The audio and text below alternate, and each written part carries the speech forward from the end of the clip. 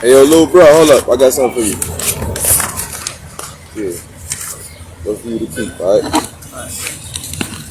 If you end up fucking around and want to throw away, give it to somebody who probably could use it before you throw it away. What is it? Let me get it.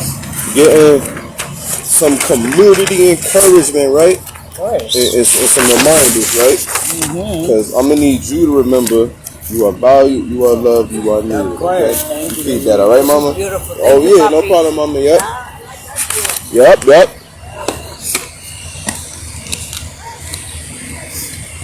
This joint the worst sometimes, bro. This shit. If I can get this right. Get that right, baby. I can't get this joint how I want it, son. This shit is getting on my nerves. Alright, that's the best that's gonna happen, bro. I can't do all this extra shit. Yo, what's good to my champs all around? I need to go get a haircut from Bob. What up to my champs all around the world? We back with another episode of Chattin with the community. And it feel good because we on the corner of one of my old neighborhoods. I ain't gonna say my old neighborhood, my neighborhood where I grew up out on the western. Sisson Avenue, Evergreen Avenue, and South Whitney Street. It ain't what it is now, but I mean, it is what it is. But I wanted to bring this to this side of the city so everybody in the city could get touched, get reached, to be heard. Cause quiet is kept. It's a collective effort throughout the whole city. It ain't just one part of town. It's not just one person. It's just not one what's the word I'm looking for? It's not one social ill. We know it's many of those. It's not just one story. It's not just one narrative. So we're going to spread this all around Hartford, from the north end to the south end to the west end. And we're going to kick off the first west end Chattin with the community joint right here on one of the corners I grew up on Sisson Avenue and Farmington Avenue. So, needless to say, we here. Y'all know what we do. We build. We discuss. So let's do it. And just to show y'all where we at. Right here, boy. Sisson Avenue. What up, baby? You know I love you. But yeah, man, we call this joint over here. If it don't make money, it don't make sense. You heard? You gotta be from over here to know them little cuts like that. You know what I mean? For needless to say, let's do it, man. Let's talk. One of the topics of discussion I want to talk about is redefining the perception or the definition of manhood, right? How you doing, mama? That's something that we want to work on redefining, restructuring, and reprogramming in our communities, because essentially, just naturally, whenever we want protection, I mean, other than we all want our moms, but let's just say, like, the majority of the time, people want to feel safe and secure around men. But if we got men that are behaving in ways or are lost in certain avenues that causes a perpetuated cycle that we all don't want to deal with, it becomes an issue. You know what I mean? So we got to take time to remind our men. And for me speaking, men, feel me, universally, but I'm really talking about my brothers, our brothers. You know what I'm saying? Like, them the ones who I know best, come across the most, and I feel it's misrepresented, misunderstood, and the narratives around them is so off that once they internalize these words and descriptions, it throw us all off. Don't nobody want to be a black or colored male walking around being told that black men are angry all day. Like, do you know what that does to you psychologically when you may be really going through something? It don't got nothing to do with your anger or your deliverance, but just the fact that you're not smiling. The fact that you're not smiling rings the alarm to the whole planet. Watch out. This black dude not smiling, so he about to cause harm. What? Yo.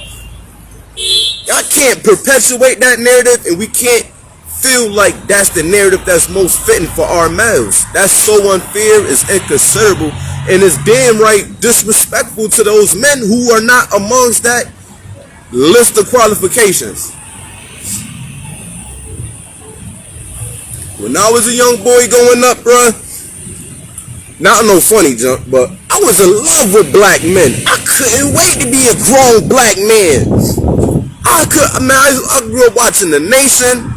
I see my uncles be handymen, like real men with their hands, like working in the backyards and, you know what I'm saying, planting, cleaning, doing all. I was a kid like, yo, I can't wait to be a man. Not only am I seeing what these men are doing and creating, but I'm watching my family, as far as the ladies in my family and the youngest, how we look up to them, how we respect them. And I said, wow, this is such a misnarrative, because what they want to do is give us a narrative that fits society. In order for society to work, each mechanism has to be at its fullest capacity of functioning for it to be sustained. In order for this country to stay on top how it wants to, the black man has to be degraded. He has to be torn apart. He has to be devalued. He has to be ignored. He has to be personified as an animal. Think about that. For this country, or countries, for that matter, the colored man, may he have an Hispanic background, or just being a regular nigga on the block, we have to be the face for destruction. We have to be the face for pain. We have to be the face for gangster shit. We got to be the face for everything that in this society is deemed detrimental, negative, or down the wrong path. And when you think about that, and if you don't got the right mind state, if you don't got the right support system, if you don't got the right self-esteem, if you don't got the right confidence, and this is what you're hearing and watching in gangster movies, guess what you're going to do unbeknownst to you? You're going to internalize that. I did that before. When I was a teenager and I was going through my little shit, I was carving. My mother was tearing up, like, what are you going through? And you know the best answer I gave my mother when she asked me, yo, what are you going through? My best answer was, I don't know. I told my mother straight up, like, I don't know what I'm going through. I'm carving street initials in my arm, blocks. I carved death before dishonor in my arm. I carved in loyalty is everything in my arm. I used a thumbtack. I had to be like 15, 14, but I used a thumbtack, and I was carving in these messages in my flesh, to the point that my mother said, yo, what the hell is going on? I didn't know. I know now, though. I was finding the path that matched my heart instead of the path that what's the word I'm looking for, attracted my impulsive, ignorant image. Right? And what I mean by that was, as young black men, from the gate, when we learn how to talk and speak, we in competition.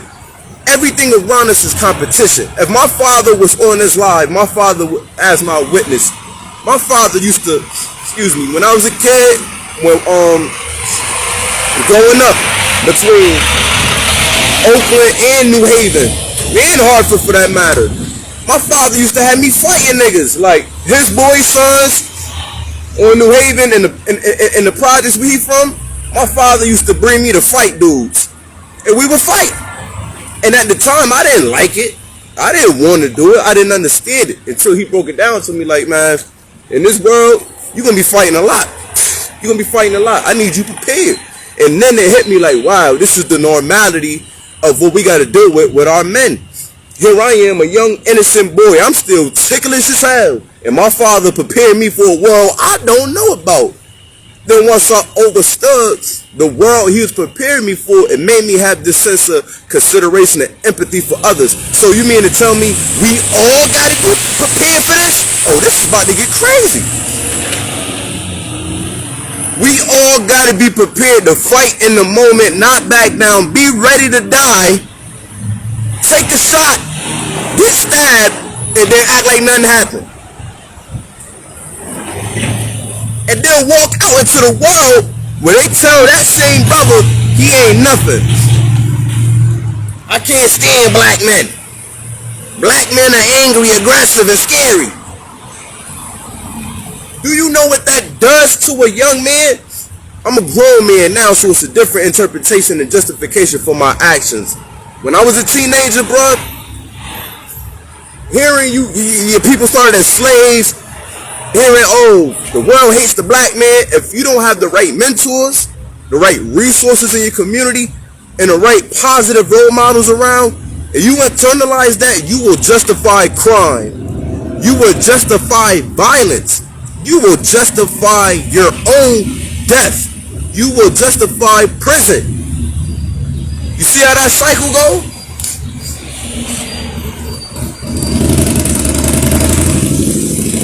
And just to give you a piece of more, like I said, we on the West End.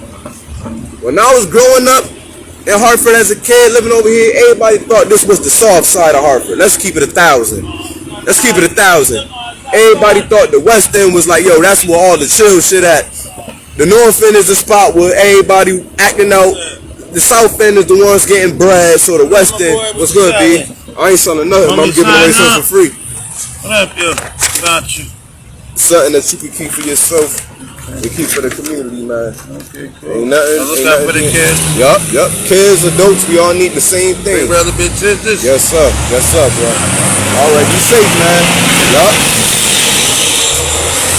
Yeah, but needless to say, shit, bro, I done seen more over here than I seen when I lived on the North End or when I lived on the South End. Well, somewhat. I ain't gonna make that an absolute. But I will say, I seen shit over here too. I done seen fiends in the back of buildings overdose dead behind dumpsters. We done seen dead bodies on Evergreen. We done seen all type of stuff, bro. So it's crazy because over here we can't really do nothing. You gotta remember, bro, in between, well, South Marshall was really considered Asylum Hill, but when I was growing up, it all was the West End. From South Marshall to South Whitney Street, that's what we considered our area, our little block. After South Whitney and going up more Farmington Avenue, that's West Hartford, bro. We couldn't ride our bikes over there. And if you, I'm gonna show y'all something live on camera, B. Now look, you got two sides of Farmington Avenue. We on Farmington Avenue right now. You got the left side and you got the right side. The left side we call the west side, cause that's where we from. We from, all this wasn't here when I grew up. This was a hair salon, Sergeant Pepperoni, KFC wasn't even there. Like all this was different. But needless to say, to the left side of Farmington Avenue, this was Hartford. The right side going into Girard Avenue, North Beacon Street, Oxford Street, Tremont Street. To the right side though, like going to a North Webster, that was the West End, bro, that people saw on maps or heard about when they talk about safety and money and good cut lawns and community life. That's that side of Farmington Avenue. Let's get that clear. This side where I grew up at, bro, we ain't even about to play that. But what I will say is what we learned early as young black men growing up on, I'm gonna speak for myself. What I learned growing up as a young black man on the West End is perception is everything. Perception is everything, because this is what happened, right? We will ride our bikes. Say if we on our bikes and we ride the South Marshall Street or Marshall Street. It's cool. Feel me? You would want to know somebody, but for the most part, it was cool. We ride our bikes, let's say Tremont Street, Oxford Street going towards Prospect. No, they made it clear. Hey, yo, this the West End, but y'all not from this part right here. These is one family. This is homes. These are houses. Y'all from the side where it's buildings and rats. Don't come over this way. So, growing up on the West End, it was real shit. It felt like the 1960s. We couldn't go to certain streets in our own neighborhood because of the collective consciousness of that particular area. If it was a nobody that looked like us over there, don't get it twisted. Don't get it twisted. We had a few people, Caucasian people, that did love us. I'm not even going to put that as an absolute. We had a few that did love us. that would let us come to their house, that would let us, you know, do what any other ghetto little kids would want to do. We want juice, we want Kool-Aid, we want food, we want all the shit we can get for free. Then you got a nice house, you got a basketball court in the backyard, you got a pool. I'm not going home till 10 tonight, you heard? But needless to say, I say that to say, we grew up with limitations. We grew up around situations and circumstances that say, yo, this is your place, you stay in your place, you get in your place, I'm gonna put you in jail. Then we turn to go to the streets, where the streets teach us, this is your place, do your place, or you end up dead. So, excuse me for not being empathetic all the time when people say, oh, I understand the black struggle. I understand. I can only understand how you black men feel. Bruh, what? I should smack you in your face. I should smack you in your face. I could give you a million books. I could let you hold my camera while you walk with me down these streets. You will never understand how it feels to be a black male in a society that's designed to demonize you. And you gotta walk around smiling. That's some whole slavery tactic shit. You smile through all of this. You be happy you alive because the rest of your little nigga friends is swimming in the river. Or that's was the normality. So now you asking brothers to know that and ignore what's going on now in the sake of, oh, this not back then? No, it's the same treatment, bro. We still being lynched verbally. We still being devalued verbally. Like, we're still going through the motions of realizing that this society does not cater to us. It don't love us. I wouldn't even say they don't love us. Black men, we're the best investment when it comes to death. When it comes to prison, gun violence, and death, we the biggest investments, bruh. What? Oh my, nigga, I damn near was about to pull a stock on niggas. Cause listen, I'm joking, but what I'm saying is, this society is so systematic with degrading and throwing away the black man that people who have stocks on private prisons, people have stocks on circumstances that you would be like, why would you invest your money in that? It ain't about the feelings, it's the business. I know y'all gonna stay in jail. I know y'all niggas gonna keep killing each other. Why? Because the system we created is meant for y'all to do that. So why not make a few extra 100,000, a couple mil on the side off of y'all ignorance? As long as y'all little niggas is ignorant, I'ma be rich. If you got individuals thinking like that, what they look like giving you the key to your freedom? If every time you or your boy get shot, they get 500 grand. Every time they lock you up, they get 200 something grand. You think I want to rehabilitate and save y'all? Bro, I'm getting cake up. Your mother got 5 sons, or 3 of y'all niggas gonna make me rich. And this is what you asking us to walk around and move around, be normal when and still smile. Soon as my voice get deep, soon as I ain't smiling with niggas no more, it's old. It's an angry black man, he mad. If I'm smiling through my oppression, I'm a stand-up citizen. If I recognize the detriment of my circumstances and want to change it, I'm an angry black man? What the fuck? I bang on my boy. Or I won't even say my boy, my brother, a nigga who we don't know like that, but whatever. I bang on home. The hood loves me. The police come, I take that same hammer, I stash it in the back of the dumpster. Put it inside an old ass boot that's behind the building. My brother come through, home holding the whole clip. Them kids come through, they getting the whole clip. The police come through, We chilling. We chilling. We hiding shit. Yup. We scared. We ain't got nothing to say. And I overstand it. But look at the sickness in that. My brother, I'm not going to think twice. The people that's getting paid to treat me some type of way, I'm going to shut up for. Here you go, bro. Yep, that's for you. Like, come on, man. So, say if that's the normality of our country. It's going to take brothers to rehabilitate brothers. This is my thing. If we the ones screaming, yo, nobody understand us, nobody gonna get us, nobody love us, nobody gonna hold us down, we all we got, then bro, we need to be the ones setting the tone. Hey yo, the dudes who I know from Hartford, the dudes who I know personally, as Brother Carl would say, from the streets to the suites, the dudes that I know in the suites and the niggas I know in the streets want the same thing.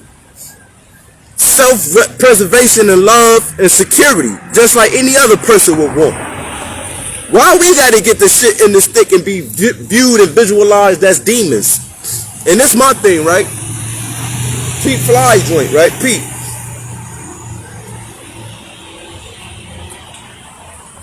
In the 20s, 1900s, the 1920s, 1930s, the Great Depression, the Prohibition, Jewish gangsters, Italian gangsters, and Irish gangsters. We could throw the Polish in there. We could throw the Germans. European gangsters ran these streets.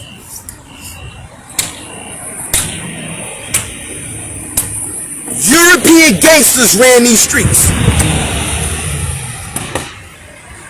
The narrative I'm hearing with our brothers and what they went through is not the same, but it's the same thing.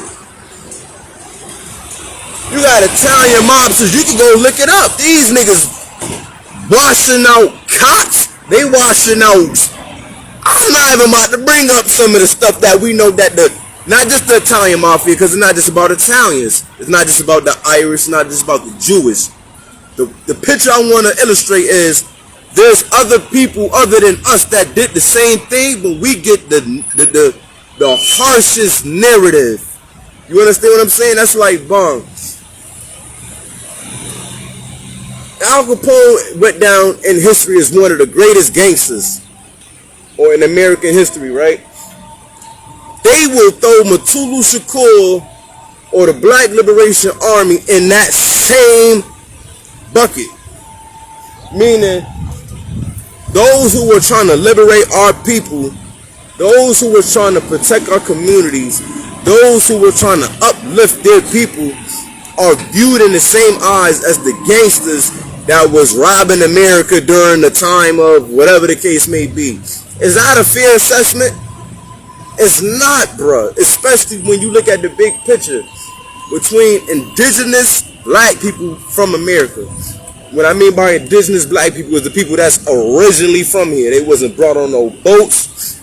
They wasn't through the slave trade. Right? Alright, mama, listen. They wasn't a part of none of that. Thank you too, ma. Those black Americans, those ones that know they root, they gotta deal with identity changes. They gotta deal with treaties that took land from their rightful landowners, which was their family, their blood. We keep talking about laws. We keep talking about policies. We keep talking about all these other things. Bro, you go read them treaties. Because this is what y'all forget. I know my family history. I could dance with it because I know my family history. I was told real about my family. I'm going to put it like this with a gem without saying too much. My bloodline is from this land. That's all I'm going to say. But needless to say, there are things in place that we sit back and be like, yo, why is it only our people going through this? Why is it only our people experiencing this? Go read them treaties. Don't let the image trick you. Don't let the vocabulary trick you. Follow this, bruh. When you read them treaties, and them just lifetime treaties, them treaties that were signed with the indigenous people, that we look at that look like, I don't want to. There's people from them times, bro, that look like me and you that was considered indigenous. Let's put it like that, right? Those people are the same people we call uncle and auntie. I'm gonna throw that one little gem out there. That's the only one I'm gonna give. But needless to say, there's an element in this society and in our communities that with our identity stripped, our native tongue stripped, our natural way of being stripped, we conform to the examples set by those in power for which the roles we need to inherit. The human mind and body adapts to any and everything given to it. Unless the individual has complete self-control, their brain can be manipulated without them knowing. Their emotions can be tampered with. That's why you got young dudes that'll watch these gangster movies and believe it all the way because they're missing some parts of information. And if they're not given that information, they're going to carry it out. Why? Because the science of if I see what looks like me, like attracts like. Like attracts like. If I see what looks like me doing something, that must mean I must be doing that. Every time we watch, when I was a kid, every time I watched Menace to Society, Boys in the Hood, South Central, Sugar Hill, I'm not watching this joint on the tip like, alright, I need to not do this. I'm looking at it like, man, shit, I need to find my way how to do it better than them. Why? Because I'm seeing it as a normality. Then I go outside and I'm seeing the same thing. So then you got to start asking yourself, this is kind of wicked. Like, where do I get to be the superhero? This before Black Panther. When I was a kid, nigga, the closest black superhero we had was Meteor Man. Niggas gave us Meteor Man. If you remember Meteor Man, you my age. You already know where I'm going with it. They gave us Meteor Man, but I overstand the science in Meteor Man. We ain't gonna do that. I overstand the science, but look at the thing, bro. We don't got no statues of Meteor Man. They got statues of Rocky, a fake white dude that existed through movies and he gets a trophy. We got real dudes that died in these streets that people will not know about if you ain't say nothing. That fought for them to be free, fought for them to be alive, fought for them to have dignity. We have no statues of them. I'll take that back. We got Doc Hurley. And I'm happy. We better had Doc Hurley statue. But even with that, we got so many individuals that we should have a whole Hall of Fame. The whole point of it is the narrative, man. We can't keep giving these young dudes the impression now, oh, yo, you supposed to be a little nigga. You supposed to be rowdy. No, bruh. That's what you're supposed to be in a white supremacist society that caters to your detriment for the betterment of other people. Which I told people in many ways. I'm not mad. I'm mad, but I'm not mad at the same time because I'm an intellectual. If you took the time to develop a system that came to this sophistication, you was a smart mother effer, and I respect it. But needless to say, we on the wrong side of the stick and we got to use our brain power to get out of this. Physically, we don't need to lose no more of our brothers. We taking each other out. We don't need to do nothing to put us more at risk, but what we can do is use our brains. That's the one thing we lost throughout this whole transition of what we were and where we at now. We lost the ability to believe in ourselves, self-confidence, self-sufficiency, believing in our thoughts, believing in our actions. We became so dependent that we don't even dress how we want to dress. We gotta wear what we feel society is most necessary for. Here you go, bro. That's for you. God bless you, Yep, God bless you too, bro. Look. There's regular Farmington Avenue shit. You know how many car accidents, drive-bys, and shit I done seen off of this block?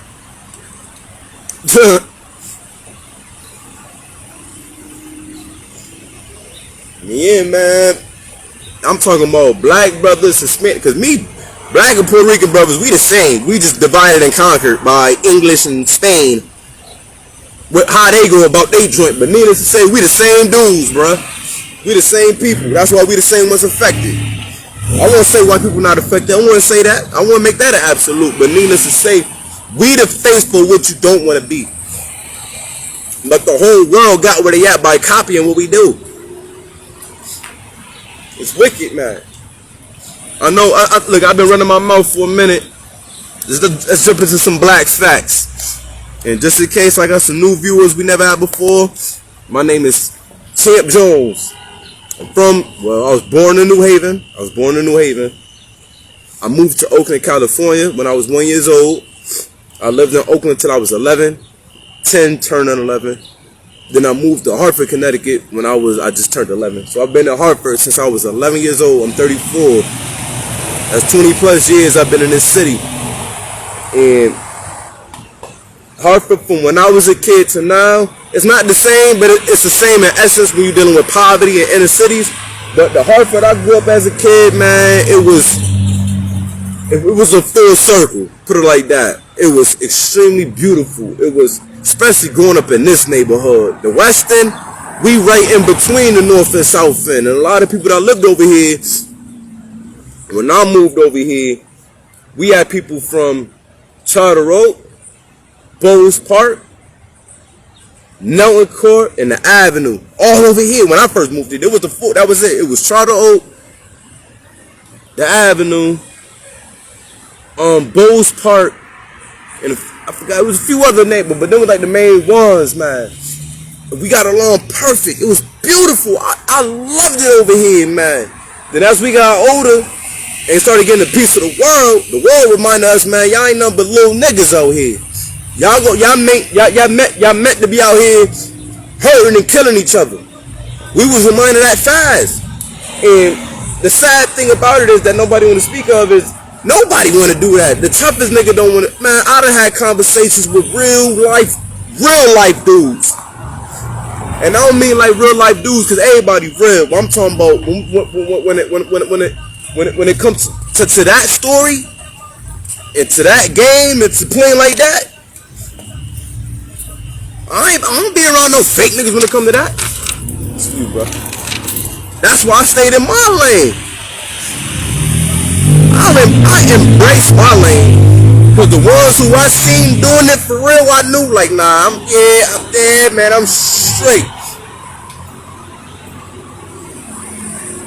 I ain't meant for that. And it ain't nothing wrong with that. There's nothing wrong with saying something that's not for you. That's the thing we gotta start teaching these young boys. Y'all dudes out there telling them that they born for this. Y'all some sucker ass niggas for that, yo. Y'all suckers for that. Cause word to who, you would not tell your son that, bruh. Don't take advantage of these young dudes, man. Having them doing dummy missions in the name of the hood. That same hood you got him riding for doing dummy missions was a striving black community. It was a striving black Hispanic community in which that wasn't even called for. Niggas would have looked at you like, yo, you wildin'. What is you doing? What is you talking about, bro? Why you telling home to go do that? You bugging. Now it's the normality. Now it's like, if you don't do nothing, you out of whack. Who taught you that? Then you turn around and say stuff like, oh, this the life they left. This the life they left me. This is what it is. I get it, because I was in that same mind state too. That's a poor, selfish, unconfident mind state. I didn't have to go to know what you call them joints. What you call them shits, man. Psychic tellers and nothing like that to really understand, like, yo, this is what I'm supposed to be. This is what I need to be. It just takes some isolation. It takes some confidence, and it takes some time, man. Don't internalize none of this BS that they try to feed you, bruh. Here, bro, it's for you, yo. Yes, sir. Then knock this shit down. But yeah, man. What's going on, brother Luck? How you doing, baby? I hope everything good with you, bruh. I be peeping your work, bruh. I respect it. Keep doing what you do, brother. We need more talented men like you in the forefront, yo. Cause quiet as kept, man. It's getting spooky out here, man. It's getting spooky, and me and Big Brother Lovejoy was building up too long ago about hip hop. And one of the observations I made to him was, yo, nobody want to be the breakdancer no more. Nobody want to be the DJ no more. Nobody want to exercise the other elements. Everybody want to be the rapper. Everybody want to be heard. What happens when you got a room full of niggas that everybody want to be heard? Shit gonna go down. Because everybody want to be heard. We got to get back to showing dudes of finding your lane, finding your spot, embracing it, and taking that to the next level.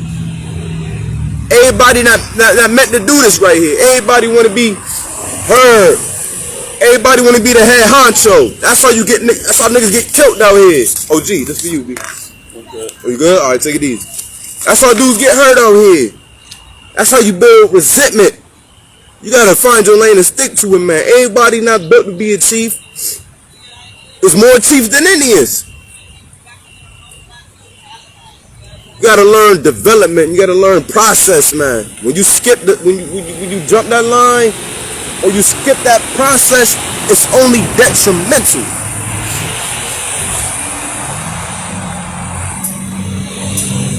Especially when we living in the ghetto. When we living in the hood, bro, we all ready. It's not funny, but it's funny because we all on go. It could go from how you doing, bro, everything straight to nigga who you talking to. See, taped up everything, not fast. So we gotta start really stepping back, brothers and sisters, and asking ourselves, is our values out? Because a lot of us are still living for the values and morals from the early 90s. That joint out dead. We gotta turn around and get back to a whole nother time. We gotta get back to the 50s and 40s. Being self-sufficient, loving one another, being a village, bro. Nobody should be scared. Yo, if you live in Hartford, you shouldn't be scared to go around the city. But I understand. It was a time when I was in my teenage years, man, certain hoods, you say, what, where I ain't going? Man, nigga, please. What? You know what's going on out here?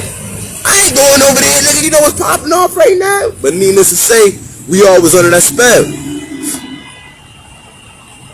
The DJ, the break dancer, the graffiti artist, and break dance is all hip hop. Facts, bro.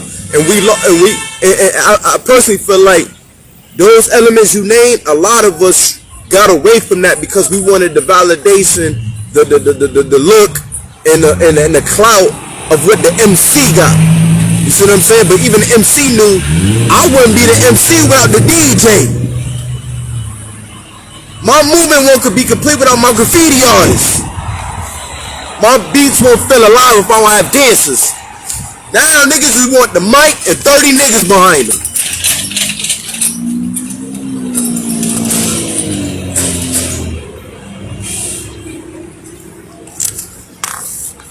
What's going on, bro? This for you to keep for yourself. All right. If you want to pass on the message, feel free. All right. Yes, sir. Yes, sir.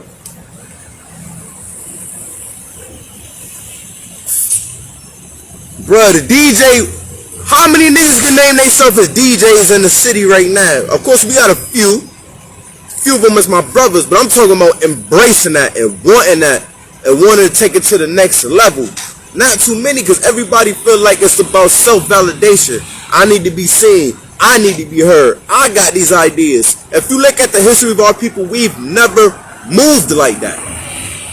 We ain't never moved like that. Everything was collective. Hey, yo.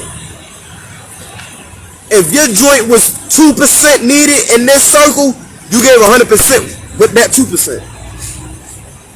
Now niggas want to do everything and get 100% for it. When it's like, bruh, that's humanly impossible. And for two, that creates a whole nother element that you're going to have to keep up with that can be detrimental to us all, bruh. We all got something to offer to the table. Just for you, bruh. Rappers ain't shouting out the producers that's making their record. Cause niggas want all the credit, man. Niggas acting like, hey yo.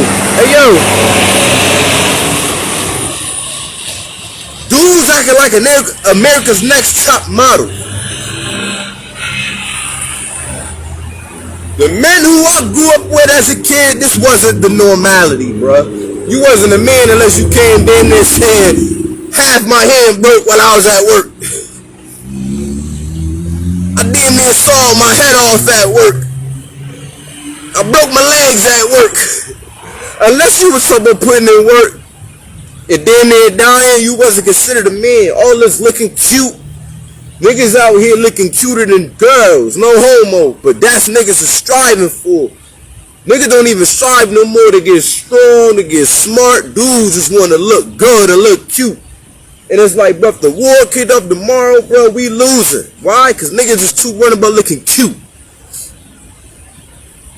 Niggas either worried about looking cute or running their mouth too much. And that's when I get mad. That's when I get mad. Because it's like, the shit y'all brag about and value is the same thing that's killing us, bruh. I don't want to hear nothing about what you did to them kids, nigga. I don't want to hear nothing about what you about to do to them kids. I don't want to hear nothing about nothing, but I got nothing to do with bringing us to the next level. When you start talking like that, that let me know it's coming from a place of pain. That's going to take for you to address it. That's going to take for you to heal from. I'm not about to perpetuate this shit because you don't want to handle yours like a man. Yo, that joint pissed me off, yo. Cause now you got little dudes running out here thinking they entitled. Thinking that they, thinking.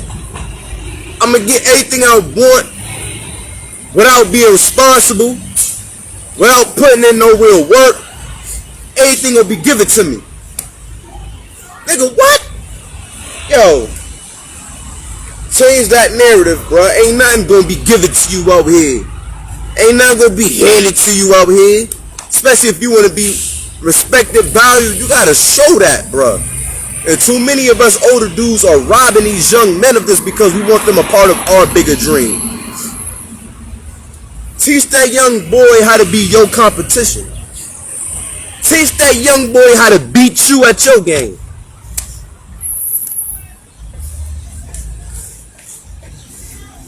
Weston, here we go. Look, let's get it. So again, people, got a little bit more time left, but we right here, man. Weston. Back in the day, this the Divvy Club. This was the Divvy Club. This shit used to be looking like Sodom and Gomorrah when I was a kid. Prostitutes used to be right here. Like I said, we done found licks over, I don't want to call them licks, but we done found people overdosed behind the buildings dead or just smoked out. And when you come to a round table, a collective table with people from Hartford, they'll be like, man, the safest place is the West End. Statistically and all that, you right. I ain't argue with that, you right. But don't ever think we ain't seen nothing over here neither, baby. Listen. What? Let's get into some of these black facts. I've been running my mouth long enough. I lived on Cincinnati. Me too, bruh. I grew up on Evergreen. I grew up on Evergreen for, what, fucking 11 years. And I lived on Sisson for 4 years. This all I really know. Flatbush, I lived on Flatbush on the south end. And I lived in Bowles Park in the north end. I lived in every part of Hartford. It's probably except for Asylum Hill. That's it. But other than that, I love over here, bro. I love over here, but what the people that's not from over here don't get is we got our own shit over here. Got our own problems. Don't drive up here and be like, oh, this shit look nice, man. This West Hartford. Yeah, it is, but it's not, bro. Because when we was kids, we was basically shown, y'all stay between South Whitney Street and South Marshall on that side. Y'all stay over there. Sherman Street, Girard Avenue, Kenyon Street. Bro, we was not welcome there. I ain't got no reason to lie. We could be 12 deep riding our bikes over there. It will be made known. Y'all don't come over here with that shit. And we the same side of town. We the same side of town. So you telling kids from this side of town that we can't ride our bikes to the only park, right? The only park on the west end is Elizabeth Park, bro. We used to go through hell to go there. We didn't want to go there all the time because we was treated different. Niggas from us, when I'm in the court middle, it's like, man, y'all got Elizabeth Park. Yeah, but that don't mean the people that was at Elizabeth Park treated us like they knew us. We was treated like obvious, like we crusading on their neighborhood. Bruh, what? We wasn't welcome like that. We had to come back over here. When I was a little kid, bruh, kids from over here, we had to go to Siggins Park. We knew somebody. Look, you gotta have known somebody. We had to go to Orange Street. Orange Street is a whole nother hood, bruh. Anything can pop off. You got us going to Sigginy, or you got us going to Orange Street. Elizabeth Park's far as hell. So those who couldn't walk that way without permission had to stay over here. And then y'all give us the community center. Y'all take the community center down 2 years. Here you go, mama. You good? Y'all take the community center down after 2-3 years. So now it's like shit. We ain't got nowhere to go. Where we going? We back outside. We back outside. Then y'all build the Asylum Hill Boys and Girls Club. Who from Evergreen walking that far? Back and forth at night. God forbid you get into it with somebody that's from over there. So now you got their whole block there, and then you gotta walk. These are the elements that play a part in whether a kid is safe. Y'all think this because, oh well, there's a community center resource down the street, bro. It's bigger than just the resource down the street, bro. It's real shit going on in these streets that kids are scared to leave their block for.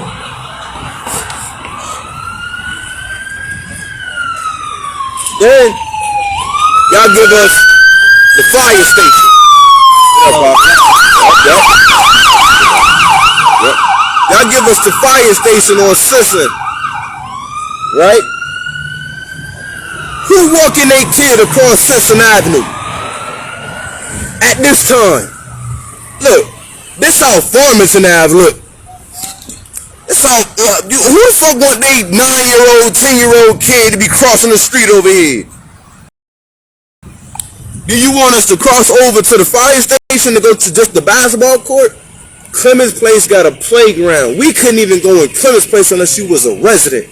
So you're forcing these other kids to stay on Sisson and Evergreen. What you think we was doing? Not because we wanted to. I just gave you the demographics of the neighborhood. We was boxed in. Man. Yes, sir. Let's get into these black facts. Yes, sir. Yes, sir. Let's get into these black facts. The wind about to start blowing. Y'all know how this shit going.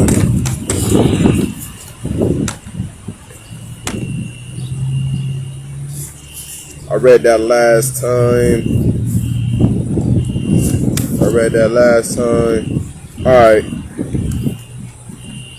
Alright. This is from the book Locked in the Poorhouse. Page 13. It says, in the early 1990s, 1 of 4 African American men were in prison. Damn, the wind, bro. You got 2 quarters you can help me out with? No, I got some information for you. That's all I got. In the early 1990s, 1 of 4 African American men were in prison on probation or on parole. By the late 1990s, this figure was 1 out of 3. I believe that shit without even thinking. I believe it. I ain't gonna do that.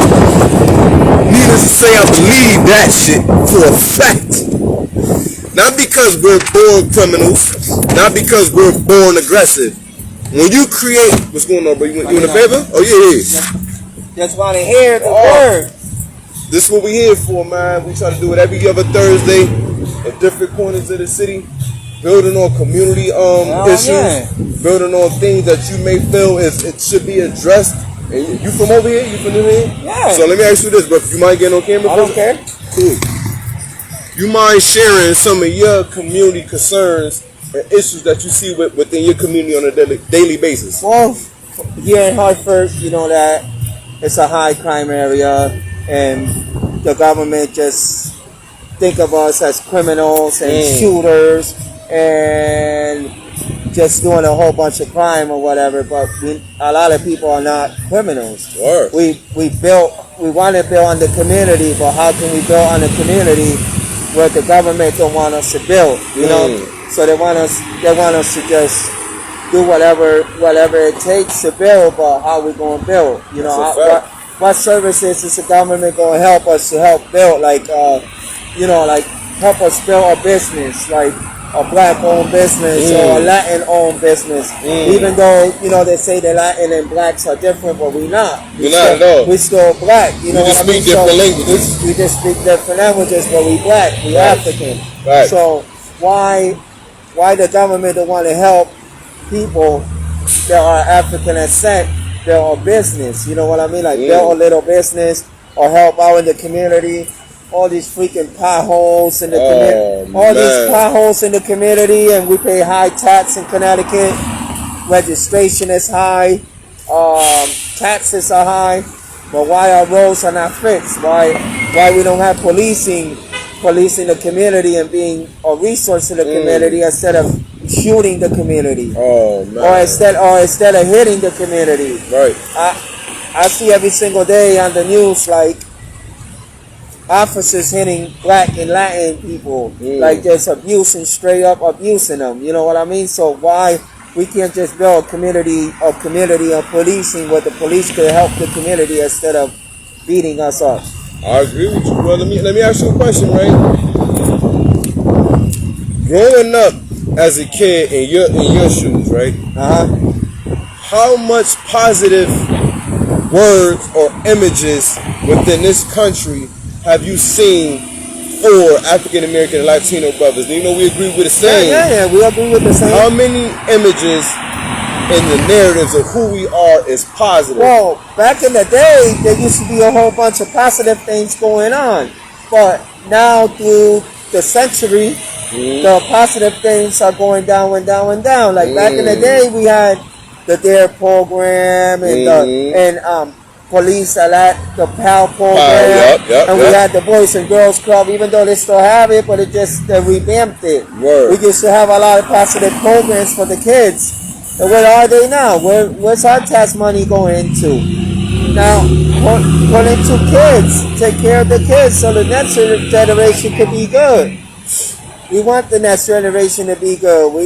We've been through a whole bunch of BS, so we rather put the next generation on and have the next generation take care of the generation that's next. We don't know how long this earth is going to be here for. Word.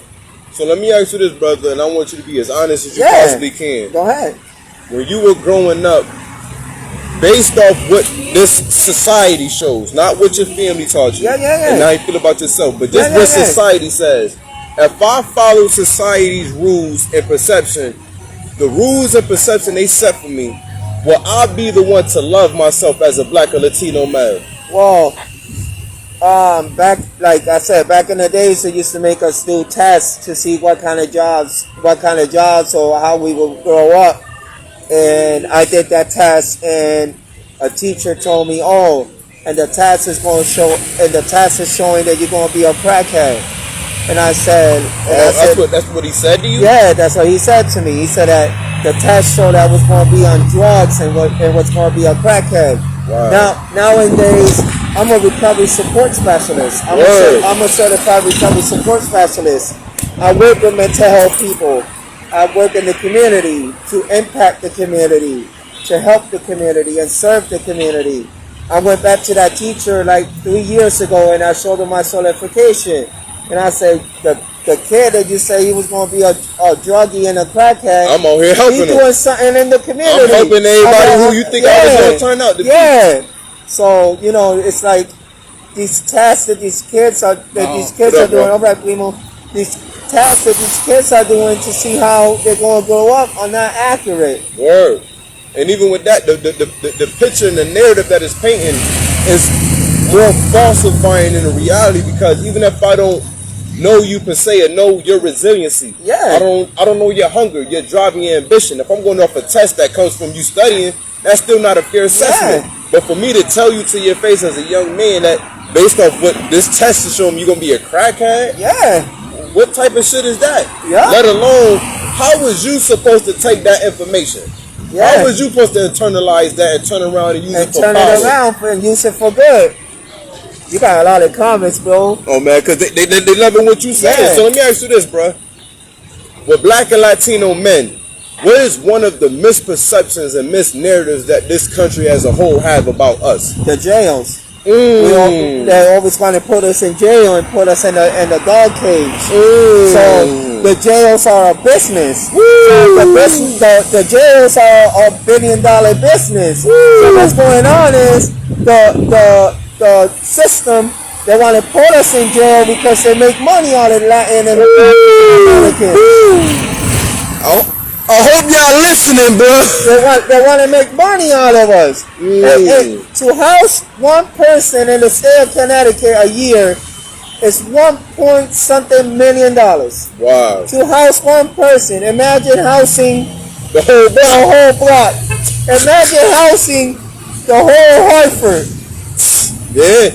How much money is the state and the government's making out of us? And it's the funny thing, the amount of money that it takes to put a kid in jail is more than it would cost to keep him out. Yeah.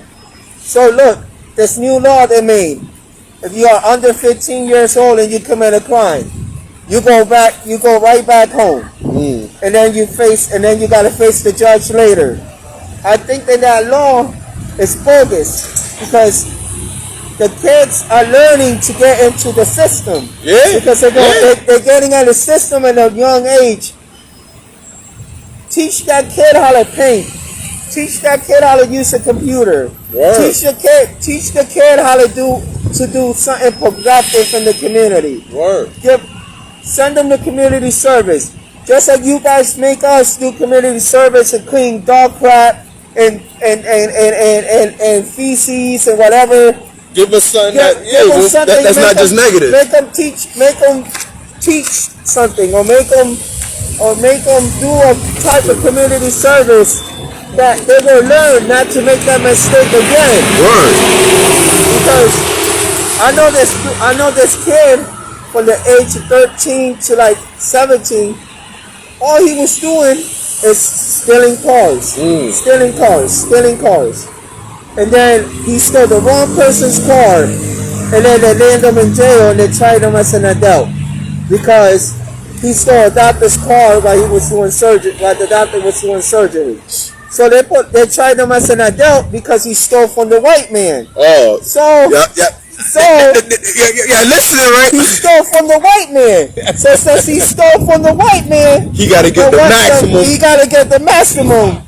Wow. So it's for example. If a kid steals from an African American or a Latin person or Latino, it's swept under the rug. It's swept under the rug because they're gonna say, "Oh, the hood is gonna get them," because they're stealing from the hood. The hood is gonna get them. But once you steal from a white man, the whole government coming for that ass. That's a different game. That's a different game. Yep. It's a whole different game. Word, bro. You definitely dropped some jewels, man, that I'm hoping that a lot of people are capturing in the sense of, for one, you just walk past. You know what I'm saying? I walked past, I seen the camera, I was like, yo, I seen the camera, I seen the writing, I'm like, yo, this is cool. He's doing something cool. Yeah, man, I appreciate that, bro. And then, we need more positive stuff. Like, we need to stop killing each other. We need to stop killing each other, bro. Like, we need to unite. Word. Latinos need to stop killing Latinos. And black people need to stop killing black people. That's a fact. Because the white man want us to do that. That's a fact. That's what's going on. The white man want us to kill each other. So while we killing each other, the white man is like, I'm getting more money. I'm getting more money. But, bro, nice meeting you. I gotta go, but... My name's Champ, bro. I be here every other Thursday. Okay, cool. Every other Thursday I drop something. Come through, bro. Yeah, I got you. More than welcome. But come share. We gotta stop this killing. That's what we gotta do, is stop this killing. Because I believe this weekend, 3 people killed over an argument. Over a dog shitting in somebody's yard.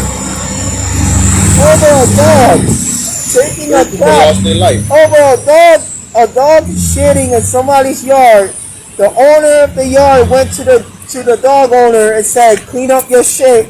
The dog owner said no. And the dude came, thump, thump, thump, thump. Yeah, man. And one of the people had a baby. He was holding a baby. It's like, I don't understand why we don't think. Yo, y'all heard it live. If you could, brother, just give a shout out to chat. Just say chatting with the community, man. All right, champ with the community. It's a good dude. All right, bro. Yo, be safe. I see you soon, man. Keep doing your work, man. It's necessary. And that's what we aiming, man.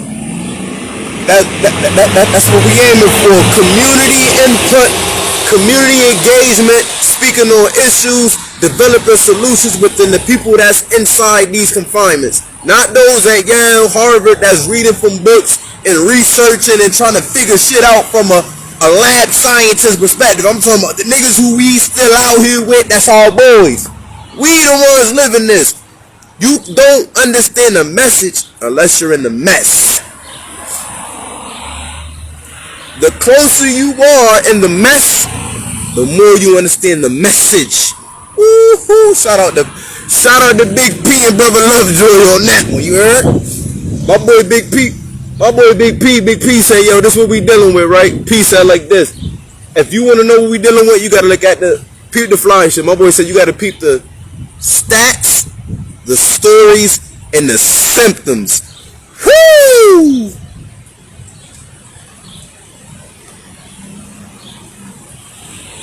That nigga said you gotta look at the stats, the stories, and the symptoms. I said, yo, I would have never said no shit like that. The way you said that, I'ma give you credit every time I say that. That's why y'all heard me say Big P.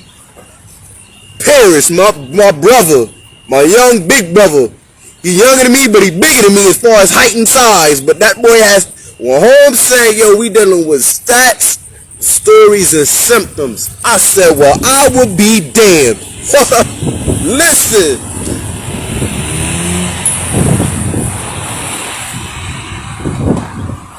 Needless to say, man, I love every and each of one of you who tuned in to this week's, you know what I'm saying? I don't want to say episode, but you know what I mean, of chatting with the community, man. We live, Hartford, Connecticut. Right now, we on the west end, the area, the side of Hartford I grew up on for the majority of my life, Evergreen Avenue, and look, Evergreen and Sisson, man. If it don't make dollars, it don't make Sisson. If it don't make dollars, it don't make Sisson. Shout out to 4 Evergreen Avenue. We used to call it EVG back in the 90s. 41 Jump Street, all of that, man. You know what I'm saying? Shout out to South Whitney, aka the Pit. Y'all know how this West Side, man. I miss living over here as a kid. I love it, but needless to say, as I got older, I realized we all were affected some way, some type of way, man. And the crazy thing, make that turn on Evergreen back in 2004, 2005. Shit, my nigga, listen. I moved to Evergreen in '99. I left Evergreen in 05, 06. I was over here since '99. So what you said, trust me, B, I know all about it. You heard? I was there. That's what I'm saying, man. That's why I'm dropping on my young boys too, bro. Like, yo, ain't nothing wrong with being the cool dude on the block, man. Because growing up in Hartford, the bare minimum, you gonna get all you ask for anyway. You gonna experience stuff anyway. But just know, man, that feel and that normality on the other side is not for us. That's catered, bro. We gotta fight through this. During the 50s and 60s, these same blocks had brothers united. I mean, we had little scraps or little whatever, but we was united on the same streets. So use your brain. If the streets didn't change, what changed? It must be our perceptions. It must be our visions. It must be how we look at one another. We have to refix that. We have to, you know what I'm saying? Correct that, man. Because I'll be damned if my sons grow up scared. I'm not raising my sons to be scared out here, bruh. My sons will not walk around here scared of y'all niggas, bruh. And I'm being 1,000 with you. But needless to say, I need them to understand adverse childhood experiences. I need them to be trauma informed. I need them to understand pain in the ghetto. Why? Because these are their brothers and sisters. And I'm not shying my kids away from the hood. I'm not, because that's a part of who I am. So I'm not going to sit up here and act like my kids won't be exposed to certain things for the sake of learning solutions to help. You see what I'm saying? Like, don't run from this. Embrace it, but play your part. Everybody want to move out of Hartford. No, I can't. I don't want to be out there. But you're not doing that to make it better, bro. You moving somewhere far and you throwing stones and hiding your hands. That's punk shit.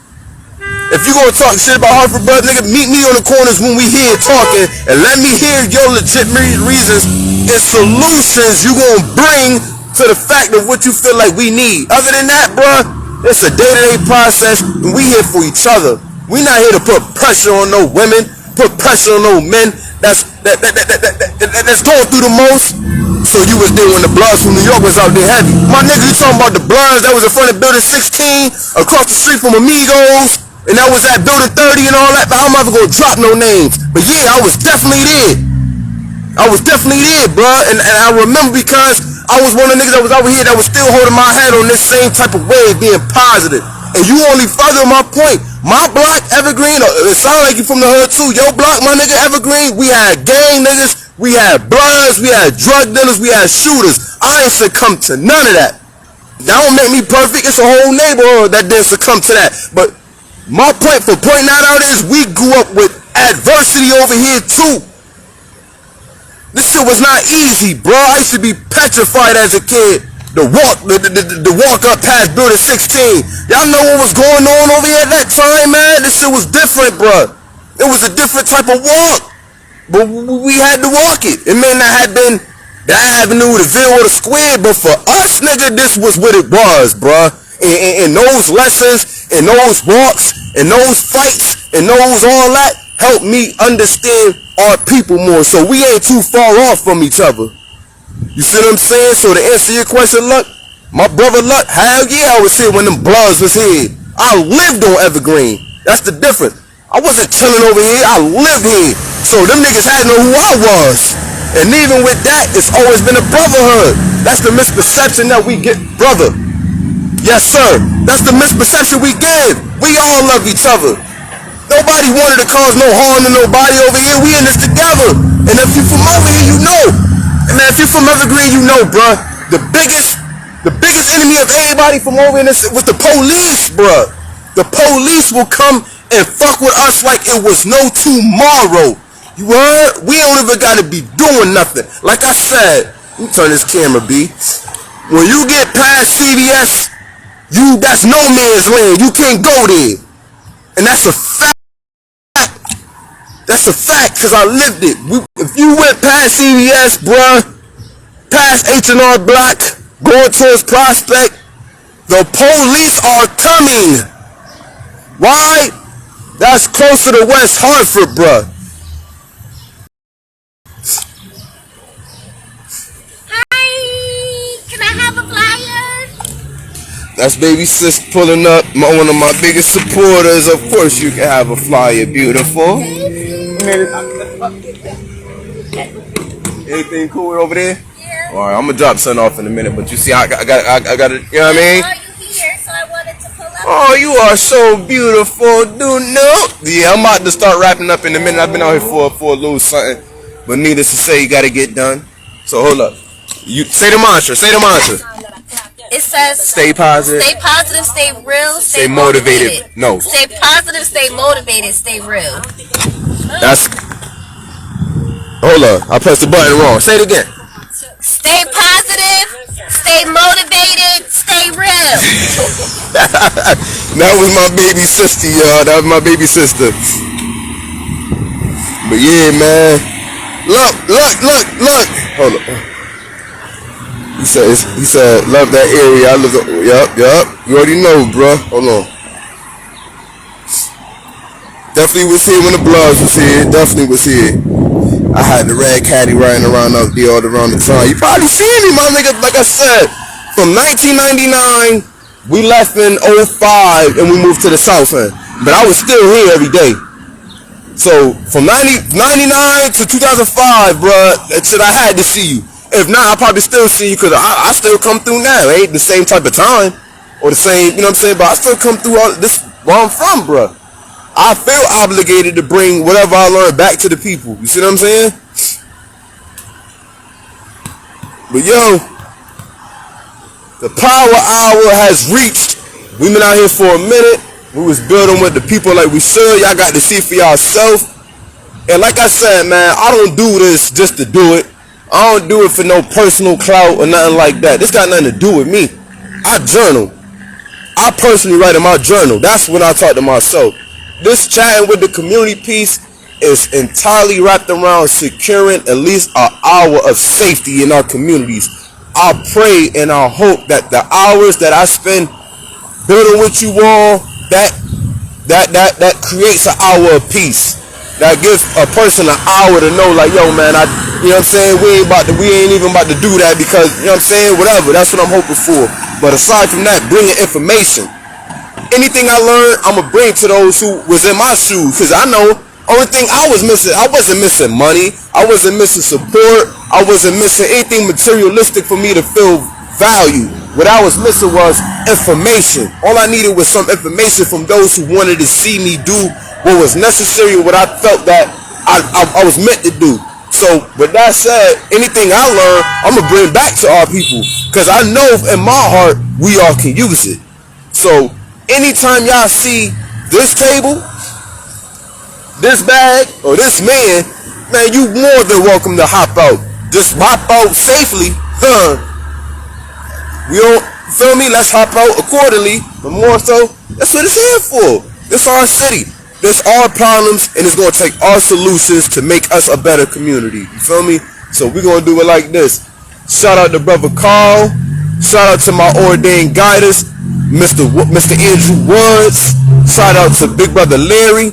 Shout out to Big Brother Lovejoy, my Big Brother Dean, Big Brother Warren, Pastor Lane, Big Brother Coop, Big Brother Gleep, my OG Magnificent 20s, my uncle. All these people who overstand the perception of what they want to deem us as and what it really takes to be a black man.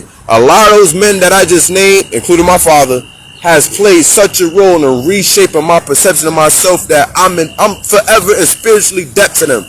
And I can't forget about my other spiritual father, Mr. Winston Kennedy. Those men have showed me so much that I feel I'm forever indebted to them in our community until everybody clean up. Seriously, bruh. It's not hard. I'm not going to say it's easy, but it's not hard. We got to switch our subconscious minds. We may be in the presence in our conscious mind, but we live in our subconscious. That's what's always on your mind. And until you develop goals, until you develop a vision, until you have an idea of a definite purpose, we will be running around trying to base life off of movies, songs, and shit we seen that got nothing to do with our circumstances. We got to be in our right minds, we got to be in our right hearts, and we got to make the right actions if we want our children to outlive us. If we want our great grandchildren, to carry our legacy. So to my champs all around the world, especially Hartford, especially New Haven, especially Oak Town, baby. Oak Town, baby. Y'all know we gonna keep this rocking. Why? Because this is what y'all raised me to do. This is what Oakland raised me to do. This is what New Haven raised me to do. This is what Hartford raised me to do, and I embrace it. I ain't running from it. I'm taking it full head on. We gonna take it full head on. We gonna do this. We just gotta start understanding that it takes us to do what we need to do for us to feel happy. Woo! But I ain't gonna hold y'all too much longer. Once again, shout out to my neighborhood, which I grew up at, right here on the West End. Sisson Avenue, Evergreen Avenue, and South Whitney Street, man. It's your boy Champ, logging off, signing off. My little sister, my baby sister, my best friend, she gave y'all the mantra, but we gonna do it again, you know what I'm saying? We gonna do it like this. Stay positive, stay motivated, stay real. Changing humanity and making progress. creating harmony and manifesting peace. I'm just one nigga excelling society, and I'm just one native educating society. That's Champ Jones for y'all. Shout out to the city, shout out to my friends, my family, and all in between. One.